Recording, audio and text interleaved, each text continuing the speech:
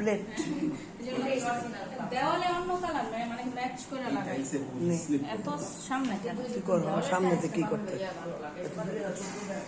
মানে কি জানেন, এক কালারই ওই কালারই এক পছন্দের জন্য হ্যাঁ ওই যে আগে ওই কালার দেখছেন কালারটা ঘুরে ঘুরে সেম ঘরের মধ্যে দেয়ালে বা ফ্লোরে কারো কালার দিলে হয় কি মানে জায়গাটা ছোট লাগে, ছোট লাগে দেখতে। কিন্তু এটা যেমন পর্দার মতো মনে হইতেছে। এই যে ঘরের দেয়াল যে করছেন না লাইট কালার